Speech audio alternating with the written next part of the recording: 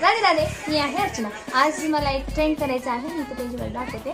तर त्याच्यासाठी मी तयार होत आहे. साडी मला नेसवलेली आहे अर्धी अर्धी, अजून राहिले नेसवायची. तर मी ज्वेलरी बघत आहे. ही आहे माझा कपाट. तुम्हाला कपाट दाखवते, माझं कपाट. ही कानातलं की मॅचिंग नाही ना. याच प्रकारे माझ्याकडे सगळं असून सुद्धा माझ्याकडे काहीच नाही आहे. सो हे घालत आहे मी. मॅच होत नाहीये तरी पण मी घालत आहे. तरी पण मला छान बोलायचं. साडी नेसत आहे, हे पदर आहे. का